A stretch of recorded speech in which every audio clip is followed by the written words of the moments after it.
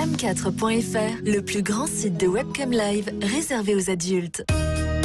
14h-16h, Brigitte Lahaie, Sud Radio. Bonjour à tous, nous avons 2 heures à passer ensemble sur Sud Radio pour notre plus grand plaisir. Alors parce que justement, nous évoquons beaucoup le plaisir dans cette émission et pourtant notre corps peut aussi nous envoyer des signaux de douleur. Et bien souvent, au lieu de les accepter, on va résister autant par des tensions corporelles que par des pensées négatives. Eh bien figurez-vous qu'il est peut-être possible d'éviter un petit peu plus la douleur, ou en tout cas de la diminuer considérablement. À symptômes égal, vous aurez quelqu'un qui va souffrir 3 fois plus que la même personne. Et pourquoi ? Eh bien, c'est ce qu'on va essayer de comprendre en compagnie de Michel Audoul. On va essayer de comprendre les circuits de la douleur et puis surtout comprendre ce que l'on peut faire à part avaler des antidouleurs et autres médicaments. Tout ça pour évidemment mieux supporter ce qui nous arrive. Alors, vous imaginez peut-être que la respiration, déjà dans cette histoire, joue un rôle essentiel, mais il y a certainement d'autres pistes intéressantes. En tout cas, si le sujet vous concerne, si vous avez envie d'être un peu plus responsable de vos douleurs et d'avoir des réponses, eh bien, je vous invite à nous rejoindre. Et pour ça, vous connaissez notre numéro 0826 300 300. Bonjour Michel Audoul. Bonjour Brigitte. Alors vous travaillez beaucoup sur le corps, sur les messages que nous envoie le corps. Vous avez créé l'Institut français de Shiatsu et puis vous êtes évidemment l'auteur de 10 mois où tu as mal, je te dirai pourquoi aux éditions Albin Michel, qui est ressorti avec quelques pages supplémentaires, notamment avec toutes ces maladies auto-immunes qui sont de plus en plus fréquentes. Alors la douleur, qu'est-ce que vous pourrez dire à tous ceux qui nous écoutent et puis qui ont tous eu à un moment ou à un autre le corps qui fait mal? Beaucoup de choses. Vous savez, On a 2 heures. Hein. Oui, c'est un vaste sujet. Et dans la version augmentée que vous évoquez, effectivement, 10 mots où tu as mal, j'en évoque un certain nombre.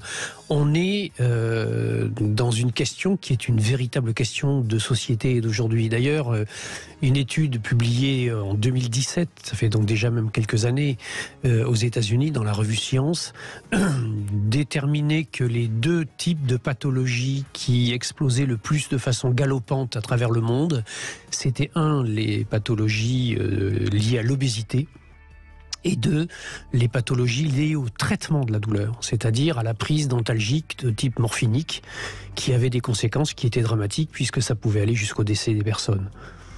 Qu'est-ce qui peut permettre de comprendre que la douleur occupe une telle place dans nos mondes et dans nos sociétés ? La douleur est un signal, mais elle est un signal qui est un signal inconfortable.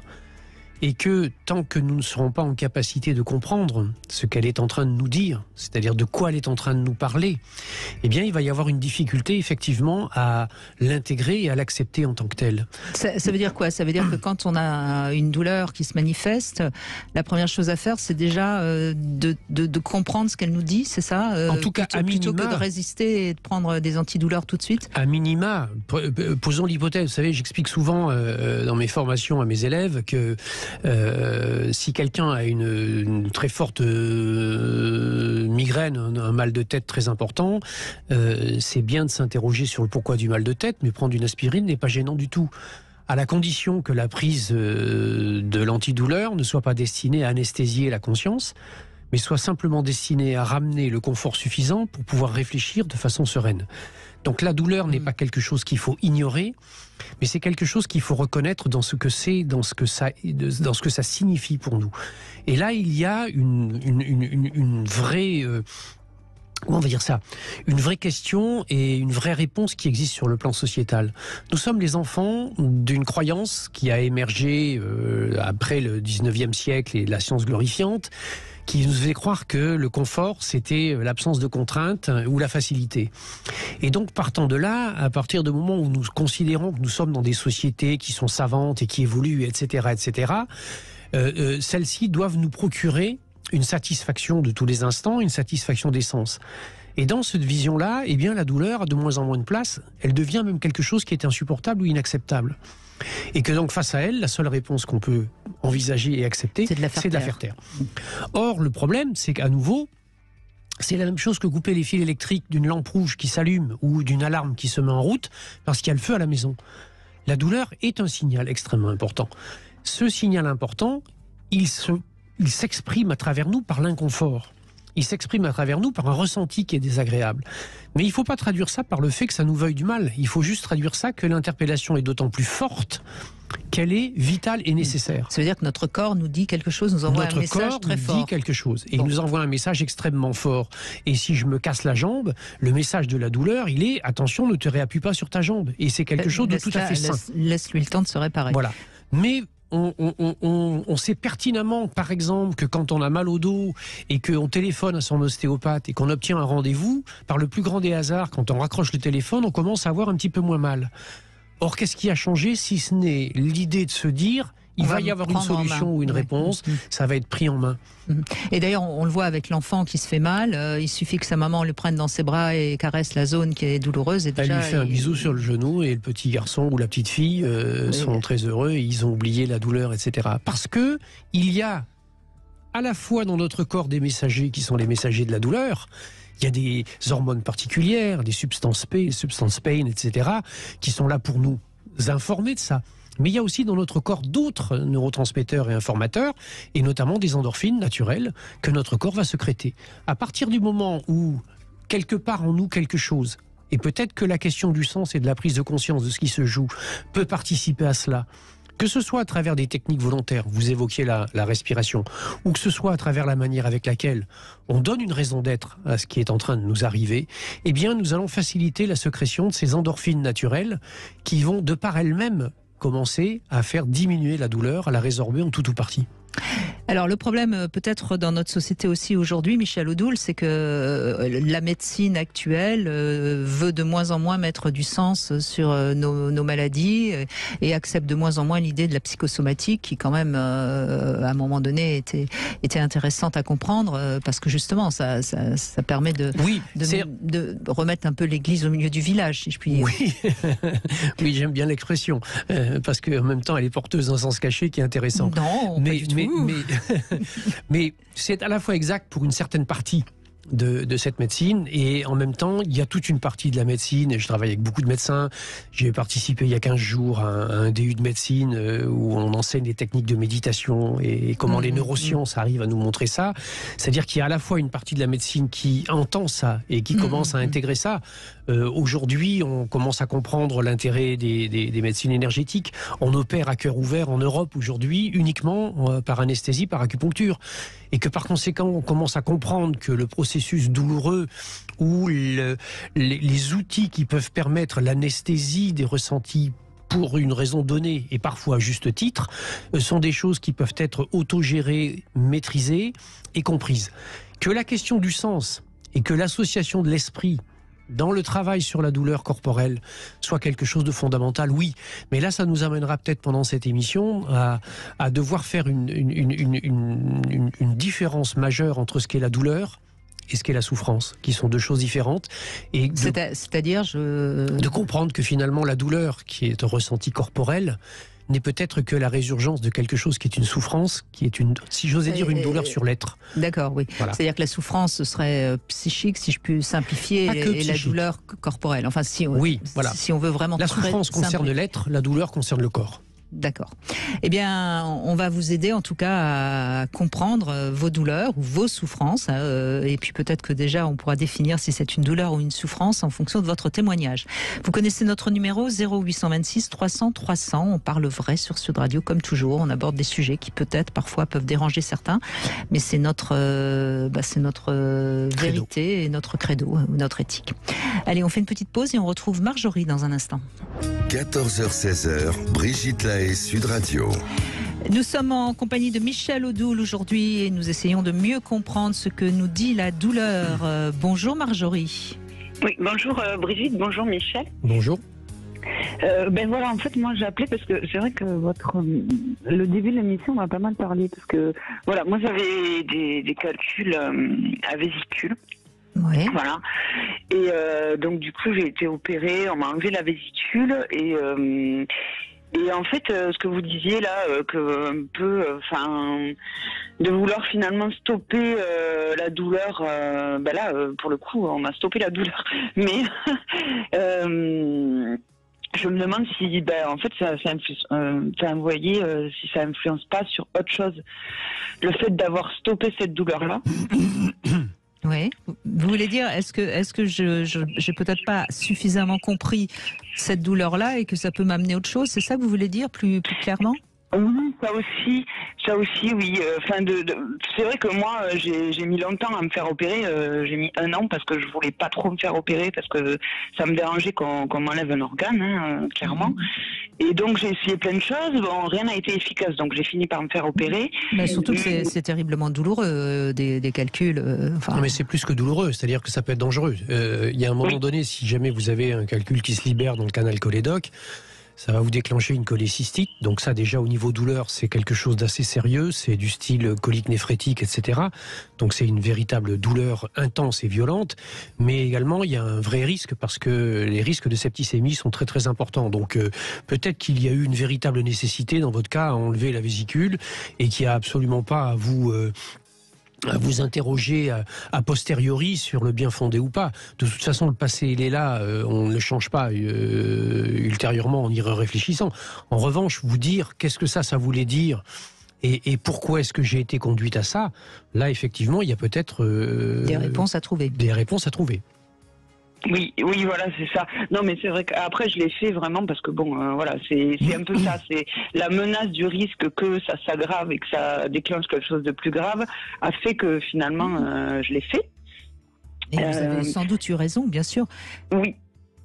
Mais qu'est-ce que vous en avez mis? Quel sens vous y avez mis, vous, d'abord? En fait, moi, j'ai mis un sens plutôt physique. Je l'admets parce que j'ai eu une énorme prise de poids. À un moment, j'ai pris 30 kilos. Ouais. Et donc, en fait, en me renseignant... Et quel sens vous avez mis sur cette prise de poids? On va essayer de remonter à la source. Une rupture qui avait été très compliquée. Une rupture compliquée, d'accord, oui. Voilà, et en fait, je m'étais renseignée, j'avais lu qu'en gros, on pouvait avoir des calculs à la vésicule biliaire suite à une grosse prise de poids. Donc moi, dans ma tête, c'était à cause de ça que j'avais eu des calculs, en fait. D'accord. Mais voyez, c'est ce qui est intéressant, Marjorie, je dis pas ça pour vous ni pour vous culpabiliser, mais voyez, au lieu de vous poser la question de la prise de poids, vous avez une réponse qui finalement vous empêche de donner une vraie réponse. Oui. C'est-à-dire, si vous voulez, dans la logique où on vous a dit qu'une prise de poids pouvait générer des calculs à la vésicule, il y a une espèce de logique basique qui n'est pas fausse. Mais c'est la même logique que celle qui dit « mais si je me suis fait mal au doigt, c'est parce que je me suis tapé avec un marteau oui. ».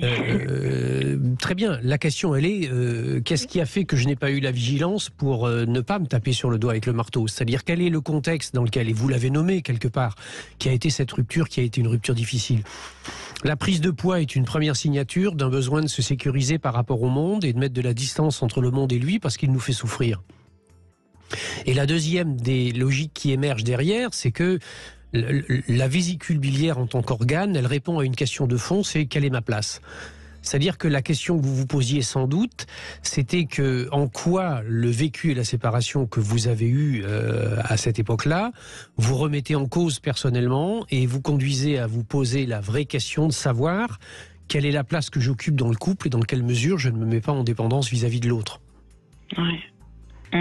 Voilà, c'est toujours ça qui est important. Dès qu'on se trouve des réponses, si vous voulez, qui donnent pas vraiment de sens, oui. Bon, au fond, on laisse le tapis sous le canapé, quoi. Oui, enfin la poussière, plus exactement, pardon. Oh, ça va, Michel Odoul. C'est la fin de la semaine, j'ai le droit d'être un peu fatiguée. Et c'est vrai que maintenant, depuis l'opération, j'ai plus de douleur à la vésicule, forcément, je n'en ai plus. Mais par contre, ça peut m'arriver d'avoir des... c'est rare, hein, c'est plutôt quand j'ai une alimentation un peu trop riche, mais des crises de foie. Et le problème, c'est que quand ça arrive, c'est arrivé 3 fois, mais ça dure pendant une semaine, quoi. Pendant une semaine, c'est compliqué, quoi, de m'en remettre, en fait, de revenir à l'état naturel. Par rapport à avant. Là aussi, si vous voulez, il y a une logique mécanique, bien évidemment. Quand on a eu la vésicule enlevée, il faut faire attention à l'alimentation, et notamment la vésicule joue un rôle très important dans la capacité à digérer correctement tout ce qui est, entre guillemets, lourd sur le plan alimentaire. Mais je pense que c'est un autre poids que vous avez du mal à digérer.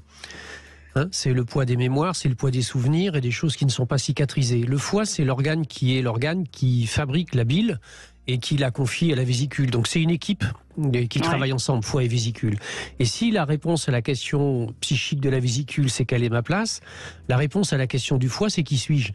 Et donc vous êtes vraiment dans une phase, je pense, dans laquelle vous avez besoin de reconstituer, de reconstruire l'image qui est la vôtre, c'est-à-dire de dépasser ce que vous avez traduit comme étant un échec ou une blessure. Il est temps, je pense, Marjorie, de faire la paix avec vos blessures d'enfance, digérer, et puis être plus lucide sur vos besoins fondamentaux, et puis tout doucement, déjà vous choisirez votre alimentation en fonction de ça, et puis ça ira mieux. Oui, et alors, comment on fait? Comment on fait? Vous vous êtes déjà donné le droit d'exprimer votre colère? Vous soufflez fort en tout cas, ça c'est sûr. Mais c'est bien, vous expirez des choses, c'est déjà un bon début. Il y a deux colères à traiter. C'est vrai que depuis, avant, j'étais quelqu'un qui était souvent en colère. J'étais souvent en colère. Je m'énervais facilement. Et comme c'est pas bien, vous avez réfréné tout ça. Et maintenant, depuis que j'ai eu, que j'ai eu cette rupture, tout ça et tout, je suis. Mais c'est quoi cette rupture et tout ça et tout? Ça veut dire quoi ça? La rupture, le fait que c'était vraiment difficile. J'ai arrêté de dormir, je me démangeais. Enfin, j'ai cru que j'allais devenir un peu folle. Et j'avais l'impression de devenir un peu folle. Et il y a eu la prise de poids et tout ça. Vous voulez tout maîtriser, Marjorie. Attention, la manière dont vous parlez montre que vous voulez tout maîtriser. Lâchez un peu. Et comprenez vos souffrances et à ce moment-là, vous pourrez un peu aller mieux. La colère est une émotion, comme toutes les émotions. Émotion, ça veut dire, et ça vient du latin émotere, qui veut dire mettre en mouvement. Les émotions sont toujours positives, sauf quand elles deviennent dysfonctionnelles. Donc il va falloir que vous réacceptiez les colères qui sont en vous. Il y a deux colères. Il y a une colère contre l'autre, il y a une colère contre vous. Il faut vous donner la possibilité, par des actes symboliques, de les exprimer, de les expulser. Alors allez faire 40 longueurs de piscine, allez dans un bois, cognez sur une souche, prenez un morceau de papier, déversez votre colère dessus, brûlez-le, trouvez un outil, un artefact d'évacuation qui vous permet de vous libérer de cette première charge de colère. Ça va détendre fondamentalement tout ce qui est dans votre corps, au niveau physique, les organes du champ de la digestion qui sont ceux qui nous permettent de nous débarrasser des choses qui nous pèsent. D'accord. Et puis, si vous avez besoin, faites-vous aider, Marjorie. Oui, ok. Vous avez besoin d'être comprise dans ce qui est compliqué pour vous. Et ça, c'est parfois en travaillant avec quelqu'un qui va vous renvoyer à ce qui est en vous et qui a du mal à sortir parce que sans doute que c'est douloureux. D'accord. Je vous remercie. C'est nous. Merci à vous. Merci. On fait une petite pause et puis nous allons retrouver notre sexy-news Julia Palombe qui va nous parler de l'art de faire couple. À tout de suite. Brigitte Lahaie, Sud Radio, c'est l'instant Sexy News. Eh bien, Michel Odoul, nous accueillons Julia Palombe qui nous propose l'art de faire couple. Mais oui, c'est une question qui revient quand même régulièrement. Et si faire couple était un art? Et s'il nous fallait réfléchir aux ingrédients que nous voulons mettre ou pas dans cette recette mystérieuse qui est le couple? Alors le couple en perpétuelle évolution, évidemment, n'a pas vocation à être parfait, on le sait. Mais certains vous le diront, et j'en fais partie. Remarquez, deux êtres imparfaits font peut-être un couple parfait. Moins par moins, ça fait plus. Mais en ce qui concerne le couple, j'ai l'impression que l'imperfection est quand même de mise. Mais bon, quand les produits sont frais et bien choisis, qu'on a laissé suffisamment mijoter, qu'on a été généreux en épices et en huile, il faut que ça glisse, les chéris. Et puis que l'on veille le feu régulièrement, de regards pleins d'amour. Alors là, oui, le couple est magique. Abracadabra, si tel est ton désir, couple, tu feras.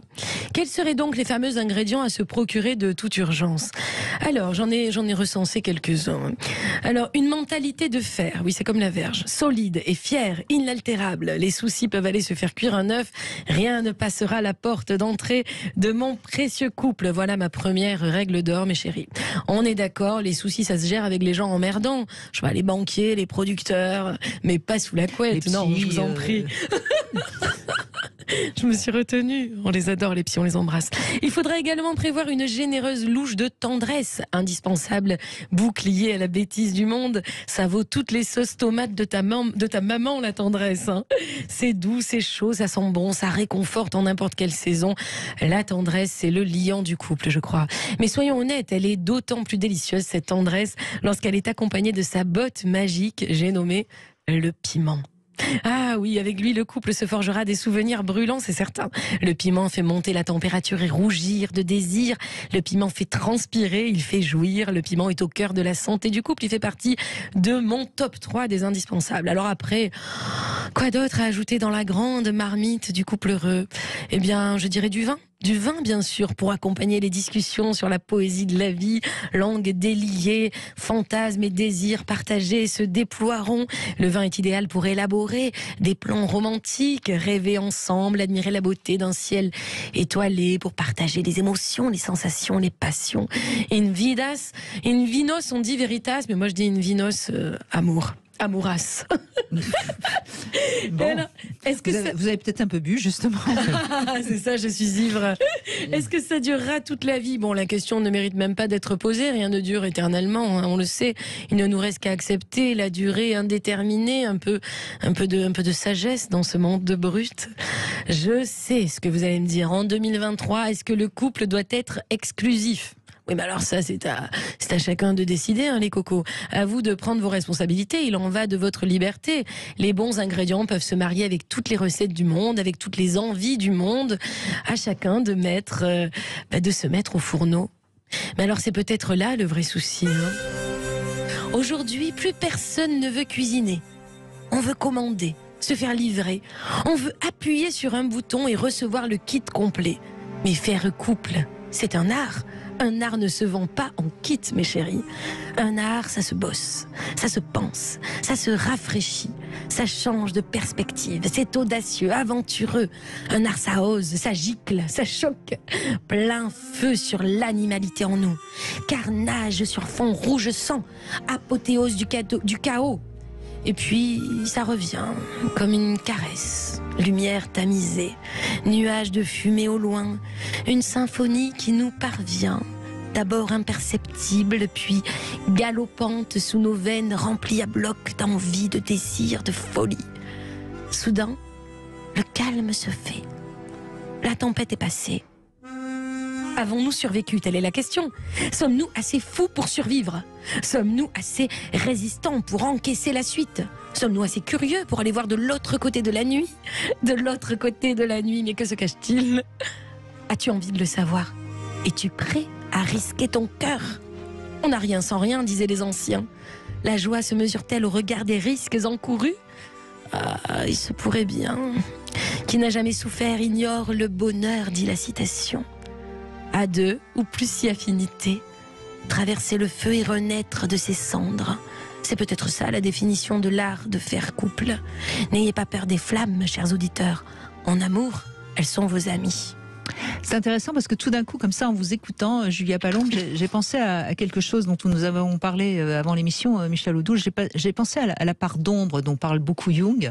Et je crois que dans un couple, souvent, on oublie qu'il y a le couple tel qu'il est, et puis la part d'ombre. Et c'est peut-être cette part d'ombre, souvent, qui fait que on va se séparer, alors qu'il suffirait d'apprivoiser cette part d'ombre, non? Il y a ça, et puis il y a le constat peut-être de fond dans un premier temps aussi, c'est de se rendre compte que le couple qu'on a construit, c'est en ne voyant dans l'autre que ce qui nous parlait de nous.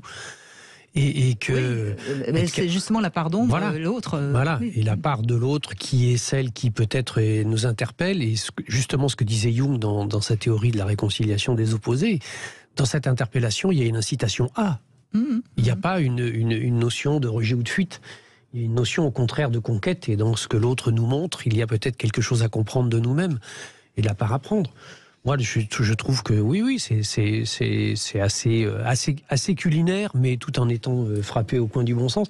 Avec juste un petit bémol, peut-être, pourquoi les choses ne dureraient-elles pas? Vous voulez dire nous aussi qu'on pourrait durer éternellement? Bien sûr. J'aime Ça fait bien, j'aime peut-être assez. partie d'ailleurs de certaines hypothèses. Je prends, ça me plaît bien, moi, d'être éternelle. En tout cas, ce qui est évident, et on le constate de plus en plus aujourd'hui, c'est que les couples se séparent de plus en plus vite, Oui. et sans travailler sur les raisons qui font qu'ils vont se séparer, et en général, ils reproduisent la même chose avec un autre partenaire. Donc c'est là où, en Puis aussi effet, souvent parce qu'ils se sont constitués pour de mauvaises raisons. absolument. Donc c'est peut-être avant de se séparer déjà de faire un vrai travail personnel, ce qui ne veut pas dire après qu'il ne faut pas se séparer. Moi, je suis pas pour que les couples restent absolument Bien sûr. ensemble. Mais que ce soit pas pour de mauvaises raisons. Quoi. Exactement. Voilà. Et puis parfois un couple.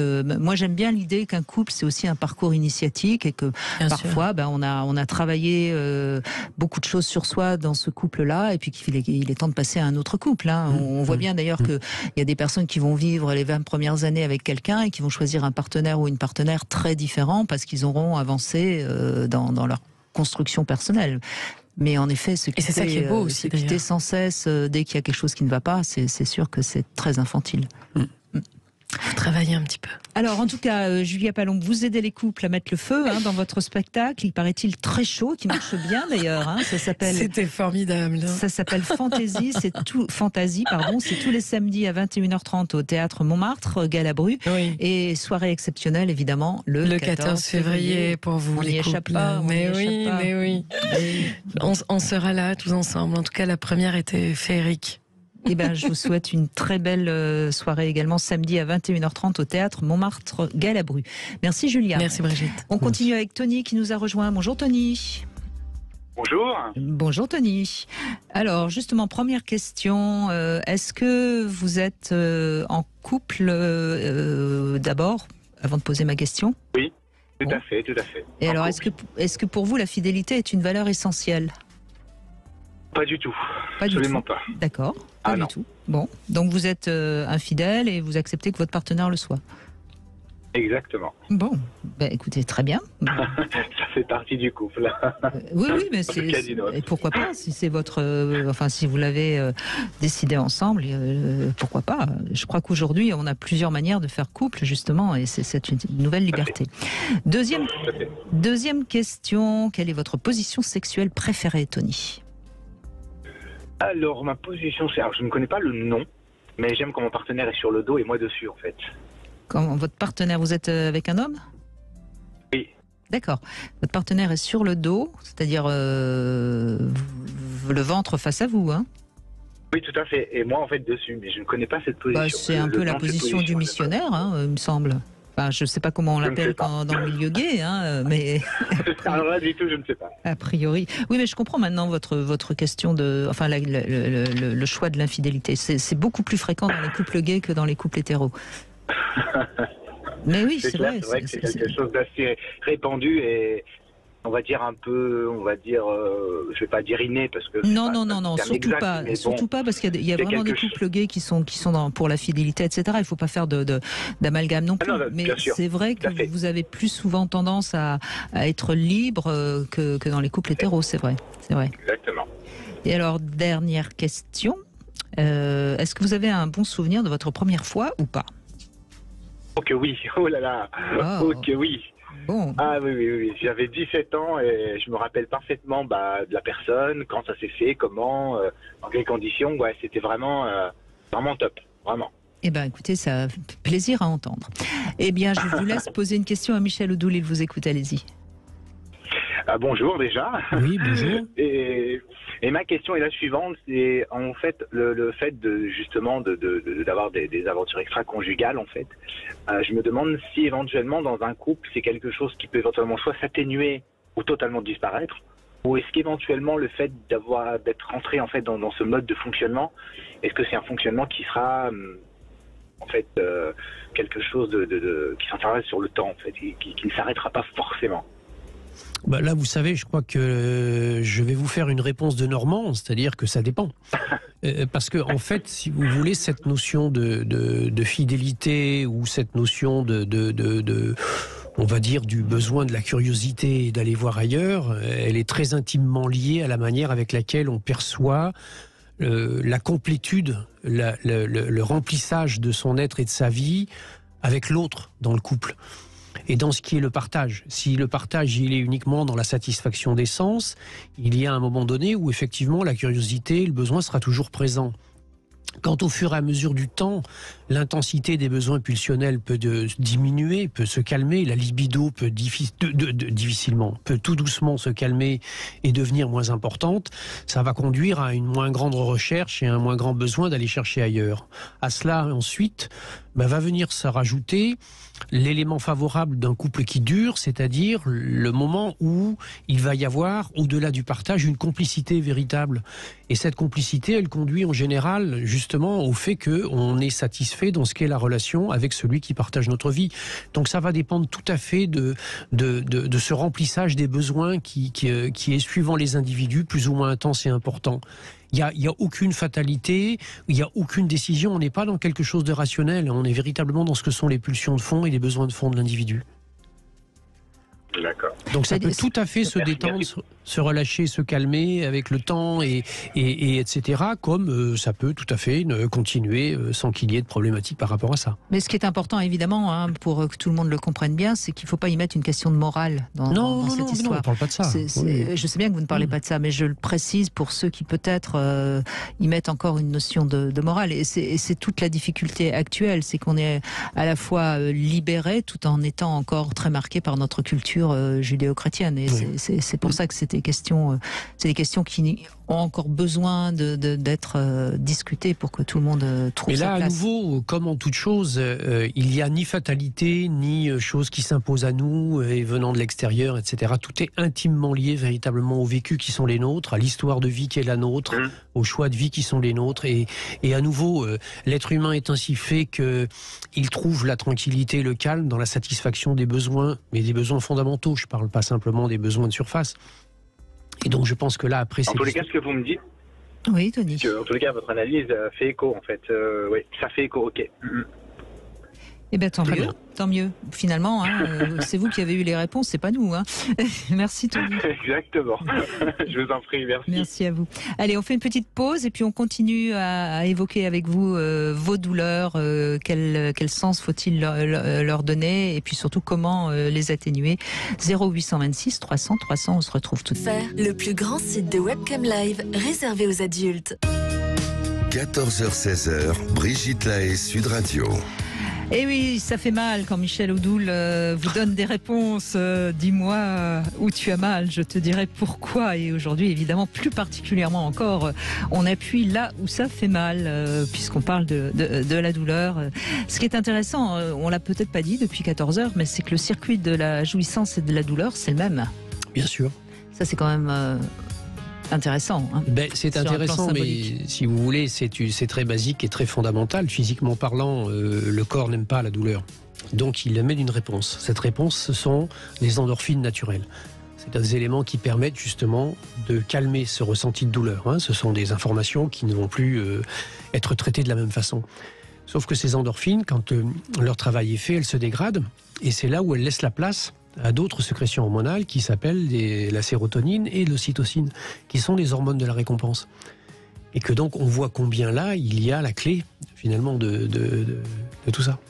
Évidemment. Bonjour Hélène. Oui, bonjour Brigitte, bonjour Michel. Bonjour.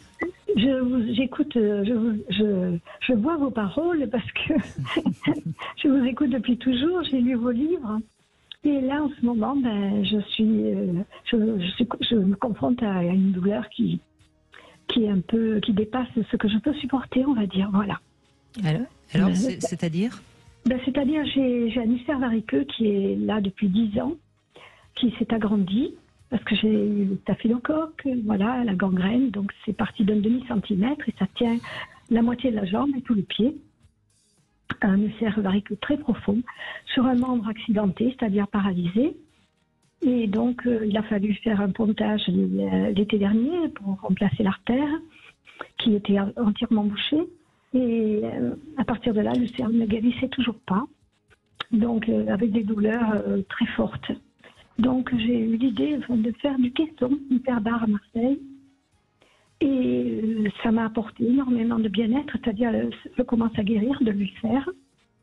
Mais par contre, les douleurs sont toujours, enfin pas les mêmes, mais sont encore plus fortes, on va dire. Voilà, parce que je guéris, que la peau se fabrique, je ne sais pas. Et la douleur, malgré tous les antalgiques qu'on me donne, on n'arrive pas trop à l'enlever, on va dire, voilà. J'ai encore augmenté. Où est-ce que se situe cet ulcère variqueux ? Alors, il se situe sur la jambe droite qui a été accidentée.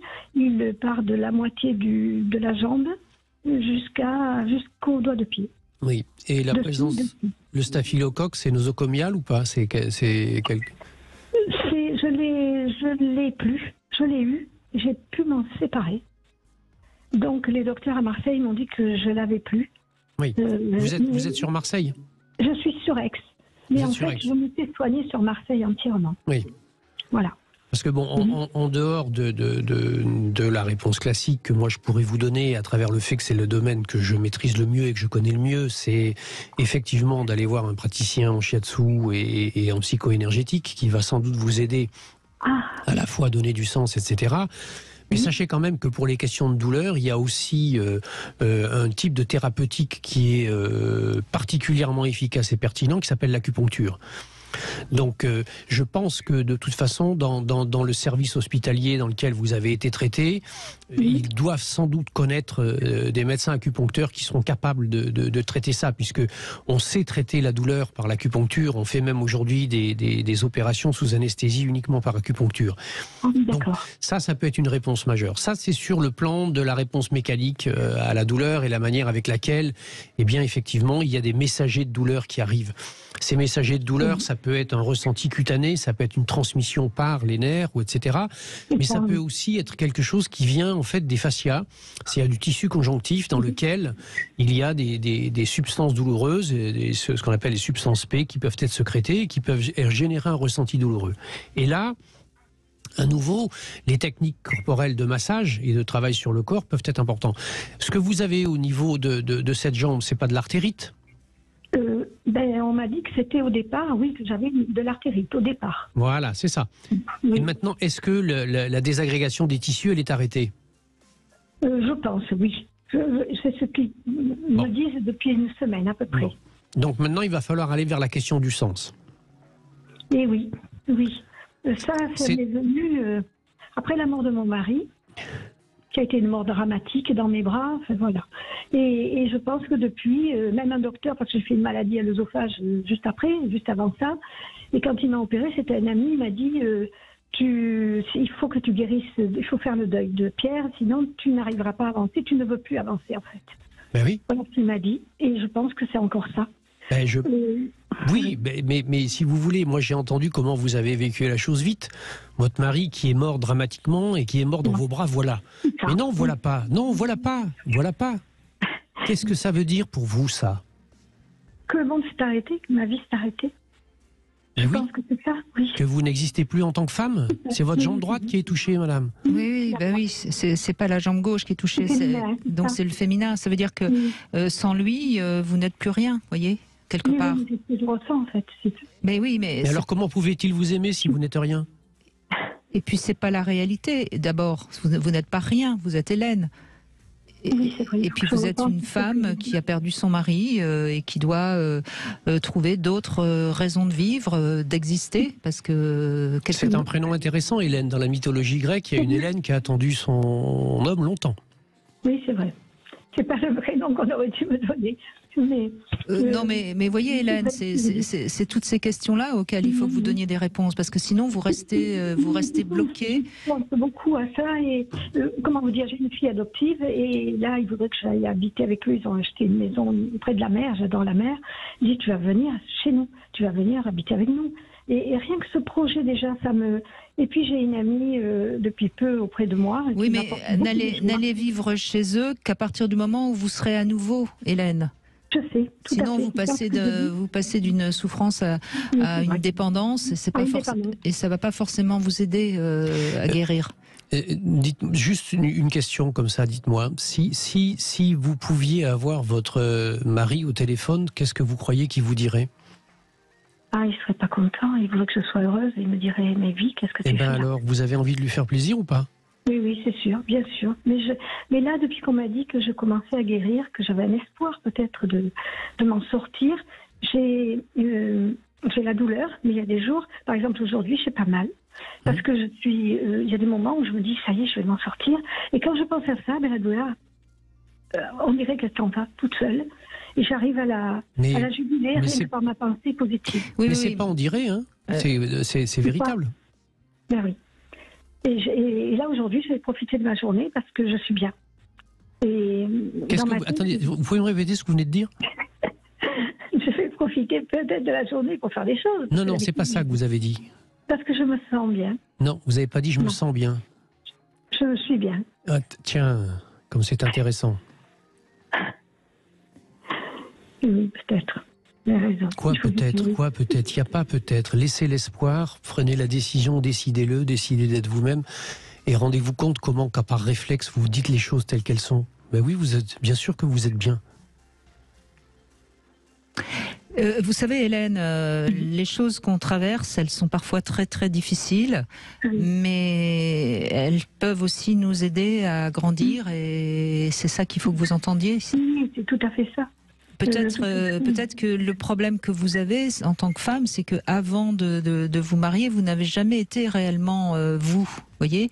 Et donc, en épousant cet homme, vous avez eu un statut d'épouse, et puis tout d'un coup, il meurt dans vos bras. C'est pas anodin en plus, hein, c'est quand même quelque chose de très très violent. Et là, tout d'un coup, tout s'est écroulé. Mais c'est presque en amont déjà de votre mariage qu'il faut comprendre ce qui vous a empêché d'être vous-même, et puis en allant à la source, vous allez avancer plus vite sur ce que vous êtes aujourd'hui. J'étais une petite fille très heureuse, très très aimée, peut-être trop, ça m'a un peu étouffée. Ça n'existe pas, ça, madame, trop heureuse. Ah bon, alors ça va. Trop aimée, trop... Ça n'existe pas non plus. Alors ça va. Sauf si vous pensez que vous le... qui m'a dit vous avez été trop. J'ai dit je pense pas. Non. Bien sûr, mais bien sûr que non. Non. Mais vous avez été aimé tout le temps et tout d'un coup tout s'est arrêté. Et c'est ça qui est difficile parce que vous n'aviez pas le repère de ce que c'est que d'être seul sans être aimé. Et c'est ce travail-là qu'il faut faire. Aujourd'hui, c'est à vous de vous aimer. Vous avez été aimé par vos parents, aimé par un mari, et donc vous n'avez pas pris le temps d'apprendre à vous aimer. Mais c'est tout à fait ça. Eh ben oui. C'est tout à fait ça, vous avez raison, c'est ça. Et ben maintenant, il faut apprendre à vous aimer. Et puis vous allez voir, tout de suite, ça va aller beaucoup mieux. Écoutez, je vous tiendrai au courant. En tout cas, ce soir, en vous endormant, pensez à votre mari et dites-lui que vous avez compris et que vous allez enfin vous aimer. Et prenez-vous dans vos bras.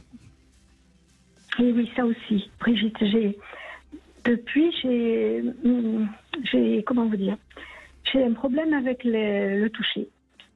Comme par hasard. J'aime pas qu'on me touche et j'aime... Oui, mais il va falloir réapprendre à vous toucher d'abord, au sens propre et au sens figuré. Et puis ensuite, accepter que d'être touché, déjà être touché par les mots des gens. Vous voyez, au fur et à mesure de votre témoignage, votre voix s'est transformée en voix de petite fille. Donc on remonte à la source et puis on grandit comme ça. Bon courage Hélène et merci de votre témoignage. Alors on va faire une petite pause, le temps des infos, bien sûr. Michel Odoul, on continuera à évoquer les douleurs et on voit, vous parliez tout à l'heure de la douleur et la souffrance, et on voit là, au-delà de la douleur, la souffrance quelque part qui a été transmise par les mots. Bien sûr, parce que derrière une douleur, il y a toujours une souffrance. Évidemment. Et puis vous n'échappez pas à la devinette du jour, évidemment, Michel Odoul. Alors écoutez bien, je sais pas si vous êtes un matheux. Quelle est la définition mathématique de l'adultère? Vous avez le temps des infos pour la trouver. Et puis, quant à vous, quelle que soit votre douleur, votre souffrance, vous pouvez nous appeler au 0826 300 300. On se retrouve tout de suite après les infos. 14h-16h, Brigitte Lahaie, Sud Radio. Et nous continuons en compagnie de Michel Odoul, auteur de « Dis-moi où tu as mal, je te dirai pourquoi ». Et bien sûr, c'est des réponses que vous attendez. Si vous appelez le 0826 300 300, nous donnons la parole à Marlène dans un instant. Mais d'abord ma petite devinette, j'aime bien d'ailleurs. Quelle est la définition mathématique de l'adultère? 1 + 1 = 3. Ça pourrait, mais c'est un peu simple quand même. Vous imaginez bien. Je suis un garçon simple. Oui. Alors écoutez bien, pour ne pas rester à deux, on se met en 4 pour faire ménage à 3. Ah d'accord. Voilà. C'est une définition mathématique très complexe. À réfléchir. Bonjour Marlène. Bonjour Brigitte, bonjour Monsieur Odoul. Bonjour. Merci d'être avec nous Marlène. Alors vous avez une maladie auto-immune, hein, c'est bien ça? J'ai une spondylarthrite ankylosante, donc qui est génétique du côté paternel. Et après j'ai d'autres maladies auto-immunes, enfin notamment une neutropénie sévère qui ne savent pas expliquer. Mais là, c'est que... Ce qui est un peu la définition d'une maladie auto-immune. Hein. Excusez-moi, oui, hein, je fais un peu d'humour, mais on en est un peu là. Hein. Ouais, voilà, c'est ça, quand ils savent pas. Et je faisais beaucoup de yoga, j'ai même fait une formation. Et suite, il y a 2 ans, en octobre 2020, en fait, on va dire, je peux le dire comme ça, il y a eu un drame familial. J'ai perdu, elles sont toujours vivantes, mais mes 2 belles filles, prises dans un conflit de loyauté très grave, sont reparties subitement en fait chez leur maman, alors qu'on les avait en garde alternée. Et pour moi, ça a été, je les aime, ça a été vraiment une déchirure. Oui, c'est-à-dire qu'elles ne veulent plus vous voir. Elles sont parties. Oui, elles sont prises, elles sont très manipulées. Ça a été prouvé, par la maman, et donc, elles ont choisi le camp de la maman pour, contre le papa. Donc, elles veulent plus nous voir et elles veulent plus me voir. Donc, je faisais du yoga et un soir, j'ai fait ma pratique. Et à la fin de la pratique, je dédiais en fait cette pratique à ma petite belle-fille. Et dans l'aine droite, j'ai eu une déchirure. Ça a fait un claque et ça m'a fait très mal. Et il faut dire aussi que j'ai subi l'inceste petite du côté paternel. Et j'ai été élevée par ma grand-mère paternelle. Et donc, cette blessure, en fait, donc avant, moi, toutes mes douleurs étaient du côté gauche, le sacrum. Et je disais, durant ma formation de yoga, j'ai l'impression d'avoir 2 corps. Le jour où mon côté gauche sera libéré, ce sera super. Et là, en fait, la déchirure est arrivée du côté droit, ce grand claque à l'aine. Et ça a mis pratiquement 2 ans à disparaître. Donc, à la fin, là, cet été...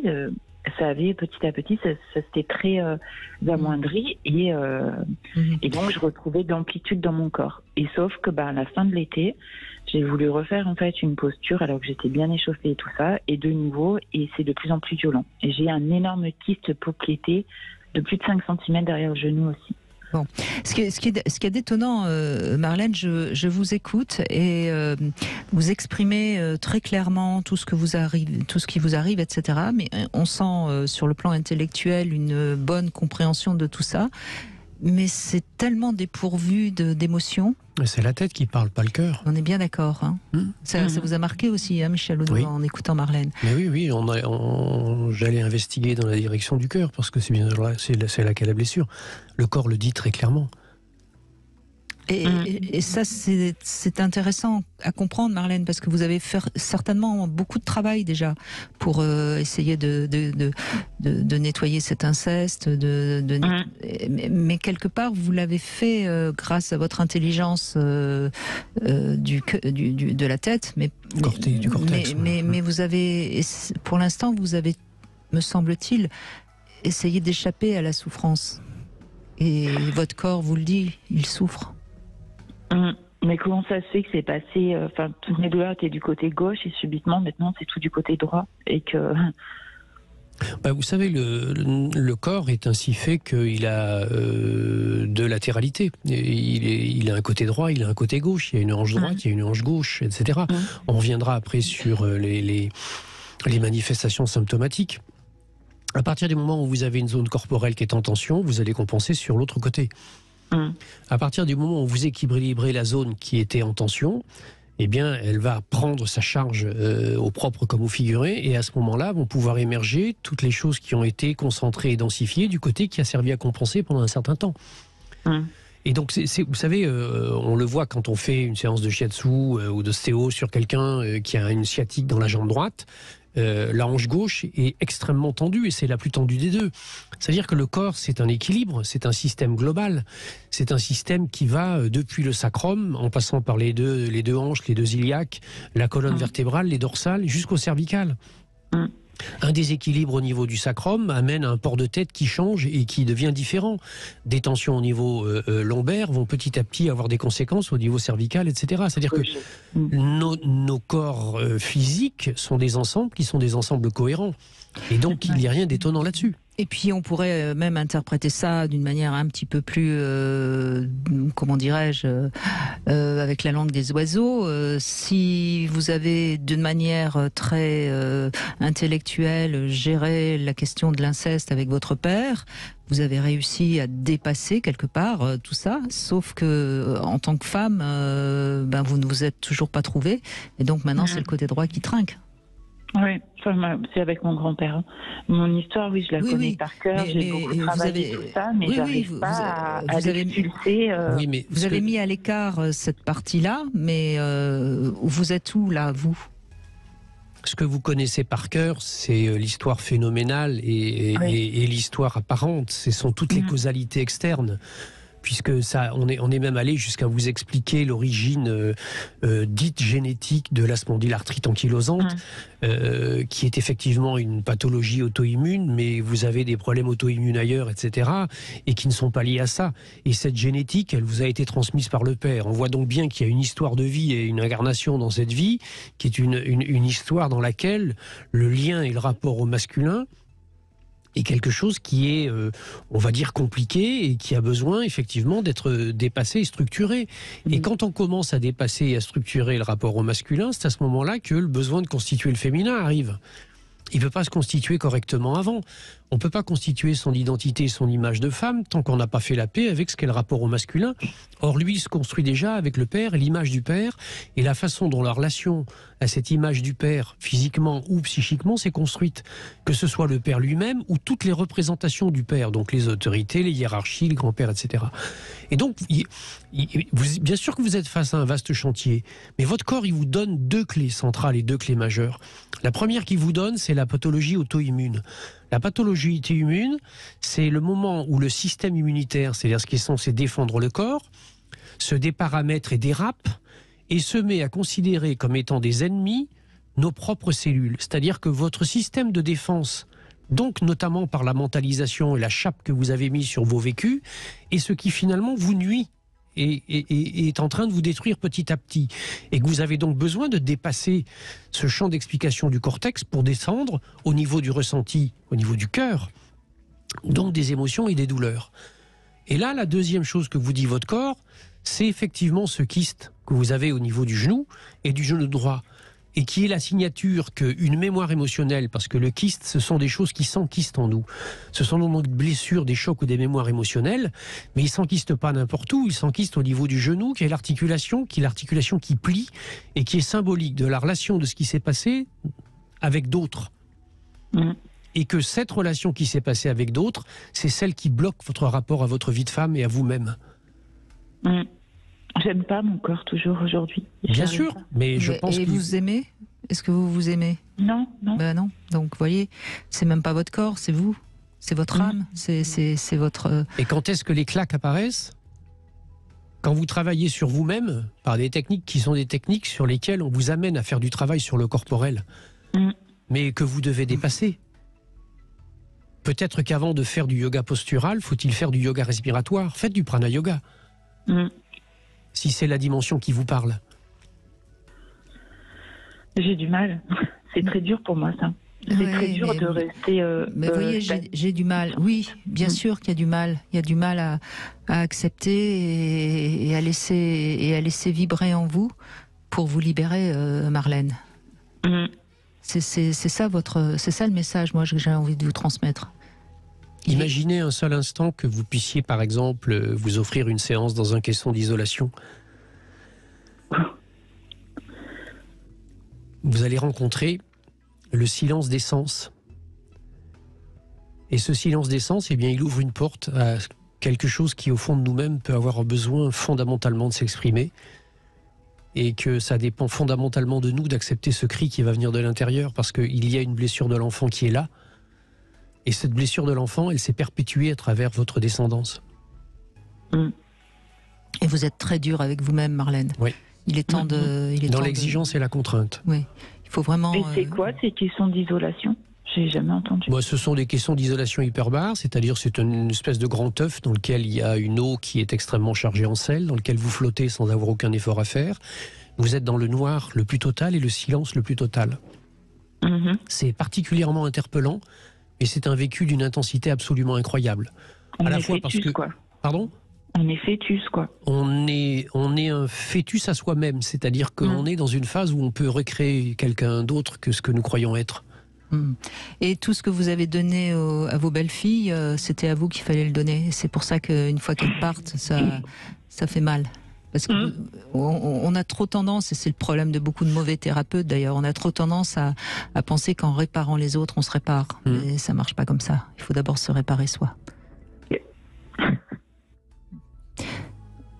On vous embrasse, Marlène, et pensez à vous d'abord. Merci beaucoup. Merci. Merci. Au revoir. On fait une petite pause, on se retrouve dans un instant sur Sud Radio. Vous aussi, vous pouvez nous appeler au 0826 300 300. À tout de suite. Radio. C'est Michel Odoul qui est avec nous, créateur de l'Institut français de Shiatsu et auteur de 10 mois où tu as mal, je te dirai pourquoi. Je vous rappelle que c'est sorti en augmenté, avec une bonne trentaine de pages 40 en plus. plus 40 pages. Oui, excusez-moi. Oui. Non, mais je vous en prie. Et aux éditions Albin Michel, bien sûr, et évidemment, notamment les fameuses maladies auto-immunes qui sont en nette augmentation. Oui, la thyroïde, et ça pose quand même question sur la société dans laquelle on vit aujourd'hui. Bonjour Florence. Bonjour Brigitte Lahaye, bonjour Michel Odoul. Bonjour. Bonjour. Je vous appelle pour des acouphènes que j'ai. Oui. Donc j'ai eu mes premiers acouphènes un mois avant d'accoucher de mon deuxième enfant. De votre deuxième enfant, hein? Oui, c'est ça. C'est ça. Un mois avant d'accoucher. Donc, et depuis, ils ne m'ont pas quitté en fait. Et donc, je suppose que ça a quand même une signification à quelque chose. Et j'aurais aimé savoir quoi. Eh ben, on va vous aider à trouver quoi. Vous croyez pas qu'on va vous donner la pilule comme ça, Florence? Il y a des origines, on va dire d'abord sur le plan mécanique, sur le plan biomécanique, il y a des origines différentes aux acouphènes. Ça peut être des vertiges, de la maladie de Ménière, c'est-à-dire le sable dans l'oreille qui s'est un petit peu fixé, qui génère parfois ces acouphènes, c'est-à-dire ces bruits intérieurs.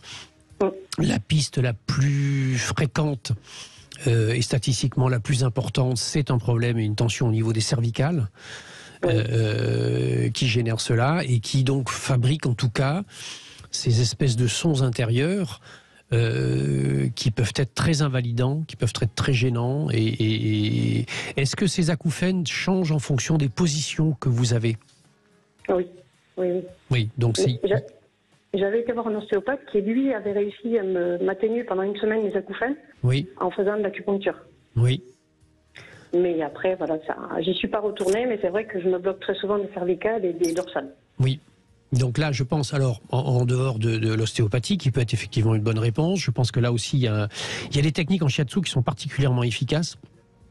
Et qui permettent de travailler ça. Donc, il faut aller voir un praticien qui a été un praticien formé à ces techniques, et notamment des techniques d'une école particulière qui s'appelle Namikoshi.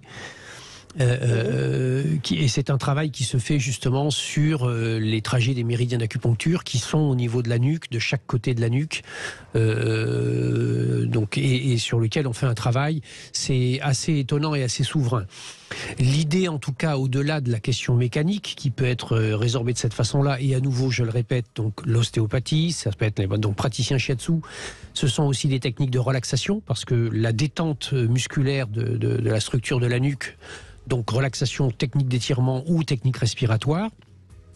Au-delà de cette question et de cette réponse mécanique, eh bien, il y a bien sûr la question du sens qui arrive derrière. C'est-à-dire, qu'est-ce que c'est que ce bruit de fond ?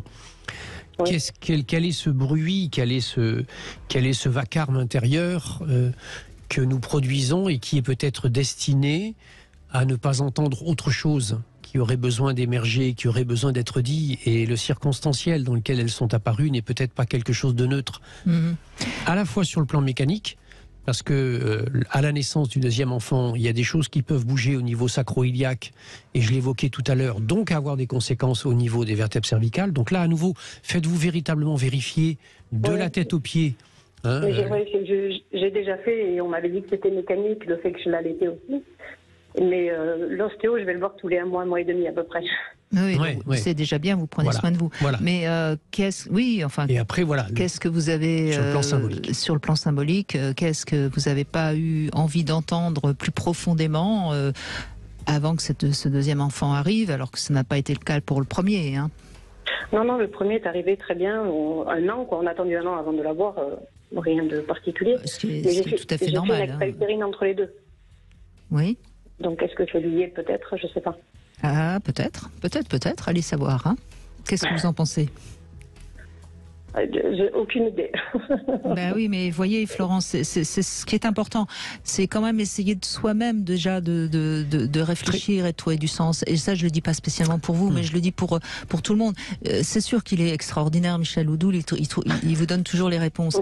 Mais c'est ce que j'ai envie de dire à ceux qui nous écoutent. Vous êtes d'accord, Michel Oudoul? Il faut d'abord que soi-même, quand même, on essaye de se poser des questions, qu'on avance, même si on se trompe, c'est pas grave, mais il faut chercher. Après, je l'ai quand même bien vécu, hein, l'extra-utérine. Je l'ai pas mal vécu. Au contraire, le côté que j'ai mal vécu, c'était de laisser mon compagnon et mon enfant tout seul à la maison et moi étant à la clinique, quoi. C'est que ce côté-là vraiment où j'ai mal vécu. Après, le reste, je l'ai bien vécu. Qu'est-ce qui vous est venu Non, mais vous êtes une bonne mère. Donc vous avez bien vécu et vous avez bien accueilli votre deuxième enfant. Personne ne vous accuse de rien. Ça n'a rien à voir avec ça. Quel est, de façon réflexe, quel est le cri du cœur qui vous est arrivé quand vous avez appris cette deuxième grossesse et quand vous avez ensuite appris les conditions de cette grossesse? La deuxième que j'ai eue? Oui. Oui, puisque c'est de celle dont on parle. On l'a fait par fil, en fait. Et alors? Donc, qu'est-ce qui vous est venu à l'esprit à ce moment-là? Si elle venait pas, c'était moi qui venais la chercher. Donc, il fallait que j'ai un équilibre. En fait, j'avais pas mon équilibre avec un seul enfant et je voulais absolument un deuxième. Donc je me suis dit, si Dame Nature ne me le donne pas, j'irai la chercher. D'accord. Mais qu'est-ce que ça veut dire si Dame Nature ne me le donne pas? Parce qu'en fait, j'ai eu, suite à l'extra-utérine que j'ai faite, j'ai eu les trompes de boucher. Je les ai faites déboucher à la clinique, quoi. Oui, mais là, voyez, vous nous donnez encore des éléments très factuels. Qu'est-ce que ça signifie que... Quelle puissance voulez-vous montrer à la vie? Quelle puissance, je veux dire? Parce que c'est qui, Dame Nature, finalement? C'est la capacité du féminin à avoir un enfant ou à être capable d'être mère? Alors, c'est des choses qu'on ne peut pas décider, en fait, le fait de pouvoir être mère. Ah bon? C'est ça que je dis, en étant Dame Nature. Mais oui, j'ai bien compris que vous parliez de Dame Nature. Mais c'est pour ça que je vous renvoie à vous-même, parce que Dame Nature, c'est comme Dieu, hein, elle a bon dos. Hein. Vous voyez, c'est ce que ça a dit, ce que ça vous a dit de vous, en fait, Florence. C'est là où on essaye de vous aider à trouver votre réponse. Vous comprenez? Oui. On va pousser un cran plus loin, si vous voulez. La zone corporelle qui s'appelle la nuque, c'est la zone qui est entre la tête, donc le cerveau, et les bras, les jambes, etc., ce qui nous permet de faire passer les choses dans le réel. On est dans la zone du corps qui est la zone qui fait donc le lien entre le conceptuel et le réel. Et derrière cette nuque se bloquent et se mettent en tension toutes les choses que nous pensons ne pas pouvoir, ne pas avoir droit de faire, ou au contraire que nous voulons absolument faire contre vents et marées, malgré tout et contre tout. Et qui nous conduit à instaurer à la vie et au vivant un rapport de force. Oui. Et dans ce rapport de force, il y a peut-être quelque chose qui n'a pas été profondément et fondamentalement accepté. Il y a un cri à l'intérieur de vous-même qui peut-être essaye de vous dire que vous avez peut-être voulu les choses avec force, mais qu'il faut que vous entendiez que la première des vies qu'il faut que vous incarniez, c'est la vôtre. D'accord. Pardon? Oui, je vous écoute, oui. Quel est ce besoin du deuxième enfant qui, selon vous, est celui qui était essentiel à votre équilibre? Qu'est-ce que ça veut dire, ça? Je n'ai pas de réponse à votre question. Là. Eh bien, vous allez la chercher, Florence, parce qu'on ne peut pas tout vous matcher non plus à un moment donné. Il faut aussi Pourquoi deux et pourquoi alors, très bien, vous vouliez ce deuxième enfant, vous avez aidé, grâce à la science, vous l'avez eu, très bien. Mais c'est pas grâce à Dame Nature, voilà. C'est juste ça qui... On vous a donné toutes les clés, maintenant c'est à vous d'ouvrir la porte. Mais si elle ne s'ouvre pas, c'est que peut-être il n'est pas encore temps de l'ouvrir et on va pas forcer non plus les choses. Et puis n'oubliez pas déjà qu'il y a des réponses mécaniques qui pourront déjà au moins vous aider à un peu plus de confort. Voilà. On va faire une petite pause. On va se retrouver pour le Love Conseil et je vais vous donner les obstacles à l'orgasme. Puisqu'on parle de douleur, moi je vais parler de plaisir. Plus grand site de webcam live réservé aux adultes. Brigitte Lahaie, Sud Radio, le Love Conseil. Alors Michel Odoul, voilà quelques obstacles à l'orgasme. Je pense que vous serez d'accord avec tout ça et vous pouvez bien sûr réagir tout au long de cette énumération. Alors d'abord, c'est souvent un manque d'estime de soi. Bah oui, si on ne s'aime pas suffisamment, pourquoi s'accorder ce plaisir intense ? Une peur de lâcher prise, et c'est vrai qu'il faut avoir confiance en soi pour lâcher prise. Et encore une fois, quand on parle de lâcher prise, c'est pas tout lâcher, c'est le contraire du contrôle, le lâcher prise. C'est juste laisser les choses venir, voilà. Alors, un manque de confiance en soi ou en l'autre, si on n'a pas confiance dans les hommes en tant que femme, c'est difficile d'atteindre l'orgasme, évidemment. Après, il faut accepter l'imprévu. Ça peut arriver, mais ça peut ne pas arriver, l'orgasme. Il faut. C'est pour ça que j'aime bien souvent rappeler que du ludique, c'est une meilleure manière d'y arriver parce que ça déconnecte du côté cérébral, observateur, du cerveau. Si on s'amuse, on devient un petit peu plus enfant et on est déjà un peu plus dans le lâcher prise. Bon, après, ça passe évidemment par une meilleure relation à son corps. Il est indispensable évidemment d'être dans ses sensations et non pas dans la tête, parce que c'est la tête à ce moment-là qui prend le pouvoir sur le corps. Trop souvent, on va observer son plaisir au lieu de le laisser nous envahir. Oui, il faut juste ressentir. Alors là, on peut vraiment s'aider de la respiration pour chasser toute pensée parasite. Et puis surtout se dire que c'est pas un but en soi. Ce qui compte là encore, c'est le chemin de la jouissance et non le but de l'orgasme. Vous êtes assez d'accord avec tout ça? Oui, écoutez, je crois que là, vous avez fait à peu près le tour. On est dans J'essaye. On est dans une vraie problématique à la fois du rapport à soi et du besoin de puissance qui nous rassure. Et le drame, justement, dans ce domaine-là, c'est souvent la notion de performance ou la notion de capacité à montrer que, etc., etc.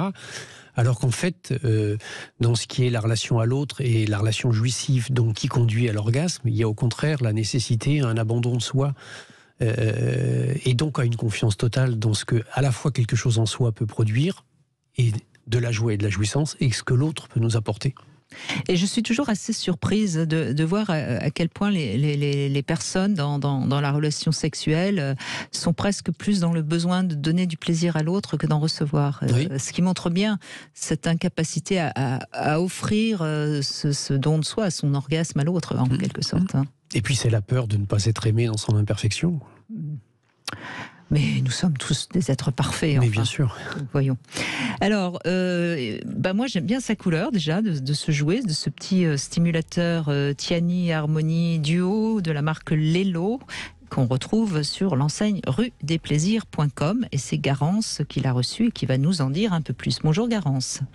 Bonjour Brigitte, bonjour Michel. Bonjour. Alors, c'est quoi? C'est une sorte de petit V avec une grosse tête et une petite queue, si je puis dire, ou une petite tête et une grosse queue, après tout. Voilà, tout dépend comment on veut le prendre, dans quel sens on veut le dire. Mais je vous rejoins, il est très joli. Oui. Ce noir, cette bague dorée, c'est très élégant. Déjà, rien que ça, c'est très agréable. Donc vous l'avez reçu en noir. Moi, je l'ai reçu en turquoise. Alors, j'adore cette couleur, donc je suis ravie. Mais vous l'avez en noir, ça doit être assez joli aussi, oui. Oui. Je pense qu'en turquoise, il doit être sympa aussi. Oui, c'est vrai.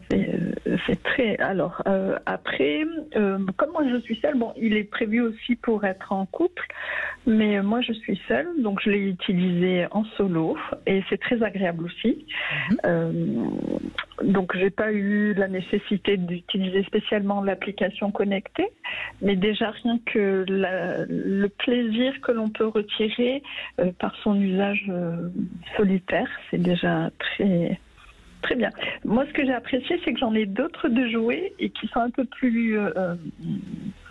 qui sont uniquement clitoridiens. Là, c'est le côté, justement, qui sont un petit peu différents. et puis un peu plus calme. Au fait, il y a des pulsations qui peuvent être un peu moins C'est pas trop violent, vives. oui, les vibrations sont assez douces. Et donc, on est obligé, pour ma part, de se laisser un peu plus aller. Ça se rapproche finalement d'un jouet, mais qui serait plus dans le slow sex. Par rapport à d'autres où ça va très très vite, donc ça vient très vite. Et... Oui. Mais il est, non, franchement, je crois qu'il est. De toute façon, la marque Lelo en général, c'est une marque assez haut de gamme. Hein.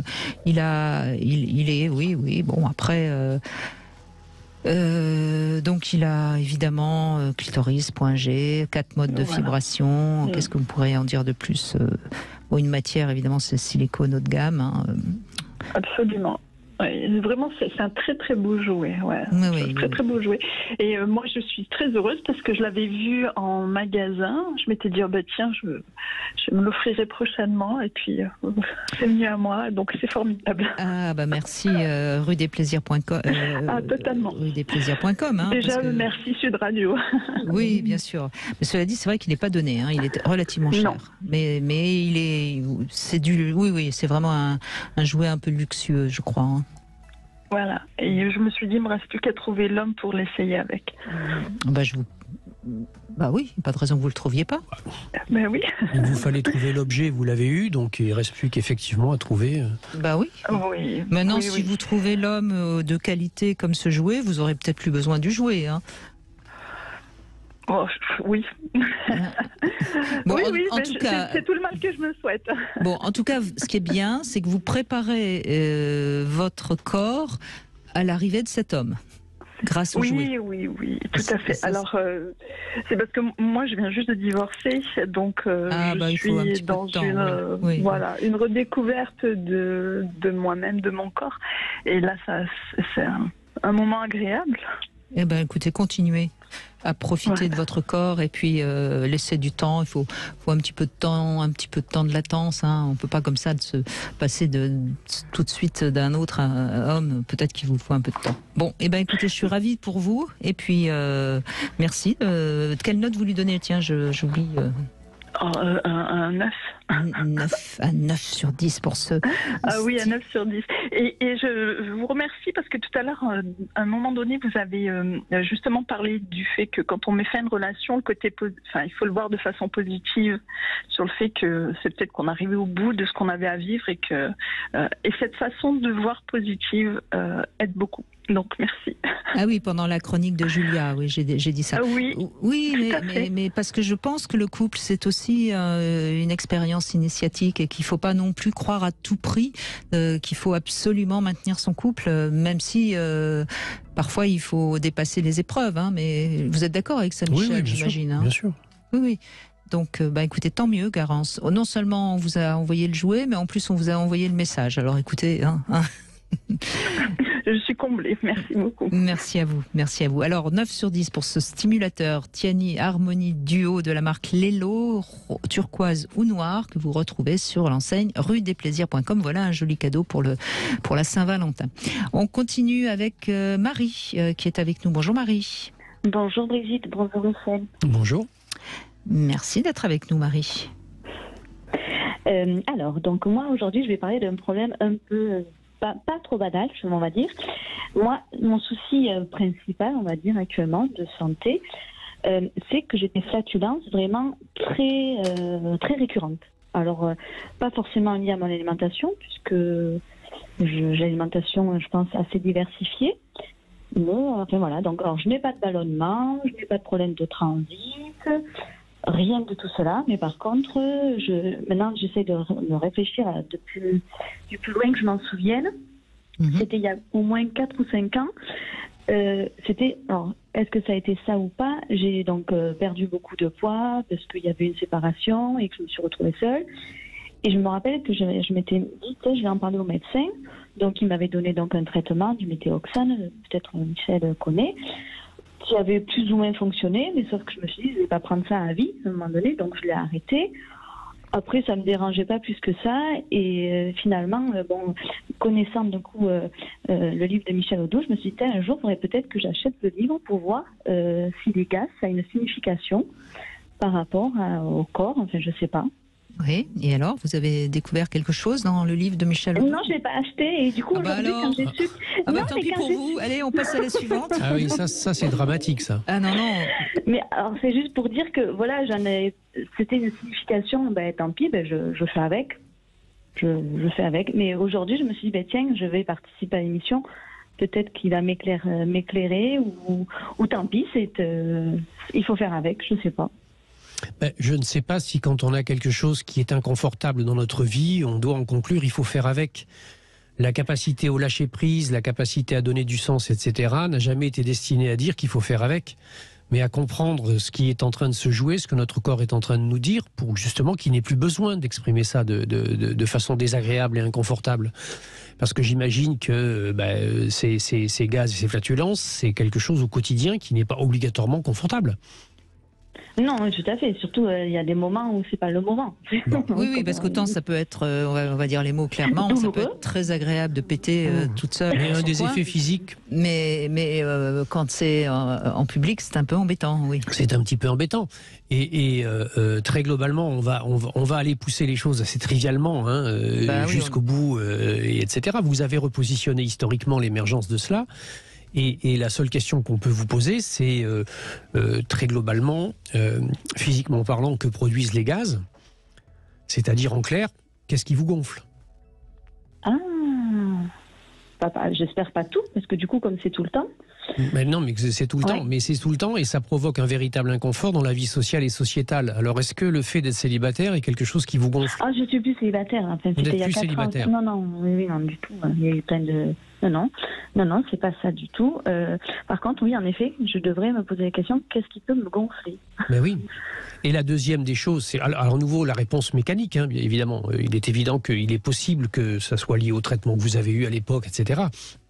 En tout cas, cette présence de gaz, elle signifie un déséquilibre au niveau du microbiote intestinal.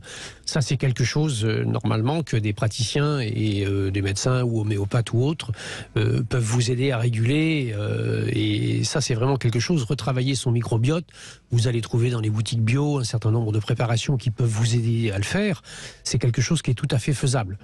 Ensuite, après, effectivement, sur ce qu'est la question du sens, une fois que vous aurez trouvé qu'est-ce qui vous gonfle dans cette histoire? Parce que dans cette histoire, il y a une mémoire qui reste. Si des mois ou des années après ce vécu particulier, qui dans un premier temps vous a amené à vous poser la question du poids, vous êtes aujourd'hui dans quelque chose qui est que vous n'avez plus le poids, c'est-à-dire quand vous montez sur la balance, vous n'avez pas le poids parce que le gaz ça pèse rien, mais ça produit dans la réalité physique la même chose que si vous aviez pris du poids. De quoi avez-vous donc tant besoin de vous protéger? Quelle est la peur racinielle qui est toujours là et qui traîne? Est-ce que la peur de perdre l'autre est à nouveau quelque chose qui est présent? Avez-vous des inquiétudes sur ce plan-là et sur le plan organisationnel de votre vie? Oui. C'est vrai, ça commence à prendre du sens, tout ça. Ah, voyez, vous auriez dû acheter son livre, vous auriez gagné du temps, Marie. Oui. Oui, en effet, je crois que c'est une histoire de poids, quelque chose, un contrôle, malheureusement. Ouais, donc ça voudrait dire que vous n'avez pas complètement dépassé la rupture d'il y a 4-5 ans et que donc, quelque part, il reste cette peur d'être à nouveau quitté. Hein? Oui, ça c'est possible, oui. Eh bien, il faut... Et ça vous gonfle? Il faut travailler un peu votre blessure d'abandon, Marie, parce que ça réactive forcément la blessure d'abandon, là. Hein. Ou de rejet, peut-être. Alors, c'était même pas une... Ouais, je sais plus. Qu'est-ce que vous avez... c'est une histoire d'un... Quand vous avez été quitté il y a 4-5 ans, qu'est-ce que vous avez plutôt ressenti? Un abandon, une trahison, un rejet? C'est cette blessure-là qui certainement a été réactivée lors de cette première séparation. Puis une blessure qui traîne et ça pourrit à l'intérieur, et ce qui pourrit, ça sent pas bon. Voilà, vous voyez? Tout à fait, oui, en effet, je comprends, en effet. Donc c'est à vous de voir qu'est-ce que ça a réactivé comme blessure il y a 4-5 ans. D'accord. Ouais. Et celle-là, vous pouvez la guérir tranquillement. Et puis voilà. Et puis rééquilibrer votre microbiote, ça vous aidera. Oui, voilà, je pense aussi, oui. Ça va être un tout à fait. Oui, ça j'ai compris. Là, vous allez vite aller là-dessus. Mais vous pouvez aller aussi sur la dimension du sens. Oui, non, mais je comprends. Oui. Ouais, je crois que vous l'avez entendu, en tout cas. Après. Oui, de toute façon, votre émission, vous êtes hyper clair. Non, mais c'est génial. J'adore. Ben, on est parfois un peu dur, c'est vrai, mais au moins on parle vrai. Allons droit au but, tout à fait, ne perdons pas de temps. Ben, on en perd déjà tellement, hein, on est d'accord. Merci Marie. Prenez soin de vous. Merci beaucoup, merci beaucoup Michel. Et puis, je rappelle que le titre du livre, pour ceux qui voudraient l'acheter, Dis-moi où tu as mal, je te dirai pourquoi, c'est aux éditions Albin Michel. Voilà, je ne touche pas de pourcentage, hein, je précise. Alors, on fait une petite pause et puis on va conclure dans un instant avec vous, bien sûr, au 0826 300 300. Cam4.fr, le plus grand site de webcam live réservé aux adultes. 14h-16h, Brigitte Lahaie, Sud Radio. Michel Odoul est avec nous. Nous avons beaucoup évoqué évidemment les douleurs, hein, mais bon, c'est le corps qui nous dit quelque chose. Et si plus vite on entend ce qu'il nous dit, on comprend ce qu'il nous dit, met du sens, et ben peut-être qu'évidemment la douleur diminue. Alors il y a bien sûr d'autres techniques, mais c'était évidemment pas le sujet d'aujourd'hui. Bonjour Marie-Christine. Bonjour Brigitte et bonjour Michel. Bonjour. Donc, moi, oui, je souffre de plusieurs tendinites. En fait, je suis tombée l'année dernière, il y a 1 an maintenant. Je me suis fait mal à l'épaule gauche et ça n'a pas guéri. Ça s'est transformé en bursite et une tendinite du long biceps. Et puis, quelques temps plus tard, enfin, je ne saurais pas dire à peu près quand, j'ai une épicondylite au bras droit qui s'est installée et une tendinite du tendon d'Achille également, du pied droit. Et bon, je me bats avec ça depuis plusieurs mois, on va dire, même presque une année, et j'arrive pas à m'en sortir. Donc j'ai les livres, moi, de Michel, mais j'ai pas trouvé l'explication réelle. Alors, l'explication réelle, excusez-moi de vous interrompre, oui. Elle ne peut pas être dans un chapitre spécifique qui va traiter la problématique de tendinite à l'épaule, puis de l'épicondylite, puis du tendon d'Achille. C'est-à-dire que il faut prendre différentes parties pour les regrouper à travers. Oui, mais justement, je ne suis pas arrivée à faire le lien. Oui, mais on va vous aider, Marie-Christine. Mais ce qui est important, encore une fois, ce livre, il est formidable, mais c'est l'alphabet. Après, c'est à chacun d'écrire sa phrase, vous voyez, et c'est ça qu'il faut bien comprendre. C'est pas un livre de recettes où vous allez chercher tel chapitre, etc. Non, ça je le sais. Voilà, mais si vous n'avez pas réussi, c'est que peut-être pour l'instant c'est encore compliqué pour vous parce que c'est quelque chose la réponse est peut-être douloureuse et c'est en ça qu'on peut en effet vous guider dans ce que vous allez nous dire. Alors quand je me suis blessée à l'épaule, j'étais en train de me poser la problématique de quitter mon compagnon. Voilà. Et oui, et comme par hasard, au mois de mars, c'est lui qui m'a quitté. Ouais, oui. Au mois de mars, c'est lui qui m'a quitté. Mais vous savez, Marie-Christine, là je le dis pas spécialement pour vous, je le dis pour tous ceux qui nous écoutent. Quand on a un accident, il y a une partie du corps qui est abîmée et qui va se réparer normalement le temps qu'il faut pour que ça se répare. Si ça met du temps à se réparer, c'est qu'en effet il y a quelque chose qui bloque. Hein, vous êtes d'accord avec ça? Il y a quelque chose qui n'est pas accepté, qui n'est pas cicatrisé. Mais oui, vous avez fait déjà la première bonne analyse, effectivement. Vous savez, prenons morceau par morceau. Sur le plan de la mécanique, ce que vous avez eu au niveau de l'épaule, et sans doute la conséquence de cette chute et de la blessure que vous aviez à l'épaule gauche. Oui. Cette blessure à l'épaule gauche, elle a généré une modification posturale, parce qu'on prend, physiquement parlant, ce qui s'appelle une posture antalgique, c'est-à-dire une posture qui permet d'éviter le ressenti de la douleur. C'est elle qui a eu des conséquences au niveau de votre colonne cervicale, qui a produit la compensation de l'autre côté du corps, qui s'appelle l'épicondylite. Cette épicondylite a généré une posture compensatoire, elle aussi, du côté droit, qui a eu comme conséquence, bien entendu, la tension et la douleur que vous avez eue au talon d'Achille. Donc ça, c'est tout ce qui est la structure mécanique. L'état inflammatoire qui s'appelle une tendinite, ça c'est quelque chose qui peut se traiter avec des huiles essentielles, avec des emplâtres d'argile verte, avec un certain nombre de réponses comme ça. Mais effectivement, il y a derrière les douleurs que vous citez, à nouveau, ce que nous avons vu émerger au cours de toute cette émission, c'est que derrière chaque douleur physique, il y a une souffrance. Et cette souffrance, c'est effectivement celle dans votre vie où finalement vous vous êtes fait griller la priorité dans ce qu'était la rupture de votre couple.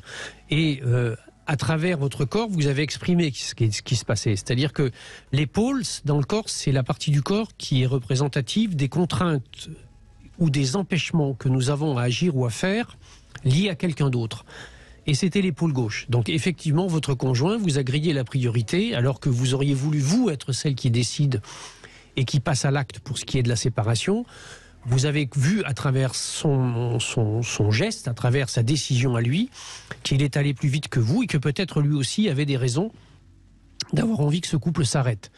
Ça a eu pour conséquence le fait que vous vous êtes dit, et vous avez vécu quelque chose comme une désappropriation sur le plan féminin, et c'est pour ça que l'acceptation de cette décision de votre conjoint était difficile, et l'articulation de l'acceptation au niveau des comportements, c'est le coude, et que la douleur de l'épicondylite est arrivée au coude droit, c'est-à-dire que vous aviez du mal à accepter ce qu'il avait fait en tant que femme. Ça a eu pour conséquence quoi? Eh bien, ça a eu pour conséquence le fait que vos appuis référentiels au sol, donc à votre assise dans la vie, à votre positionnement, qui s'appelle la cheville et qui s'appelle le talon d'Achille, c'est à nouveau enflammé.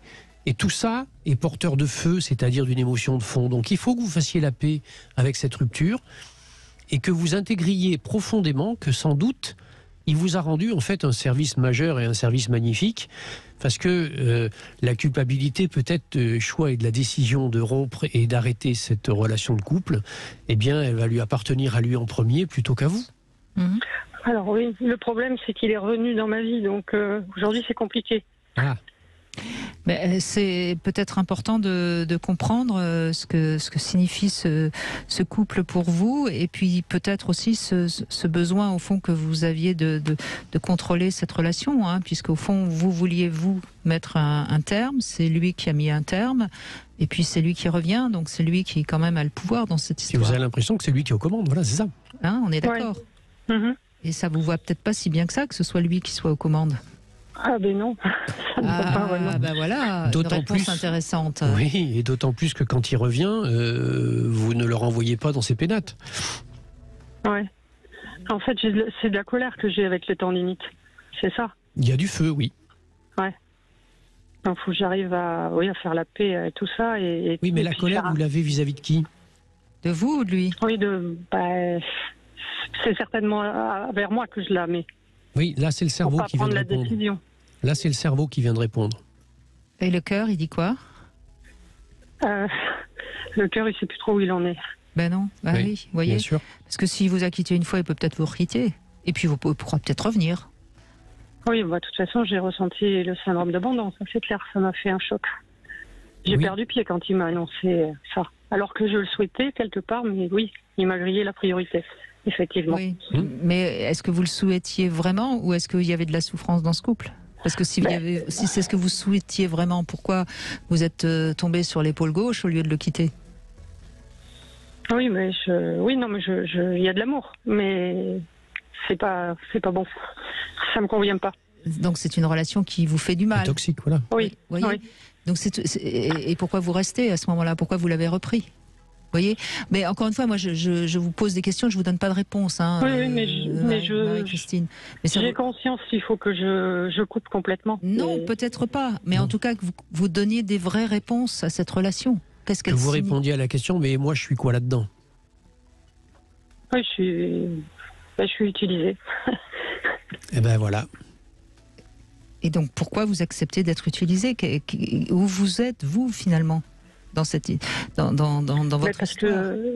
Parce que j'ai peur d'être seule, quoi, aussi. Donc, il y a ça derrière. C'est l'ambivalence entre les deux. Ben oui. Sauf que ça vous fait mal. Oui. Bon, donc il faut que je prenne une décision. Non, il faut d'abord prendre la décision de peut-être voir plus clair. Et puis après, vous prendrez la décision de le quitter ou pas. Parce que si vous le quittez à nouveau sur un coup de tête, vous allez peut-être tomber sur la tête, justement.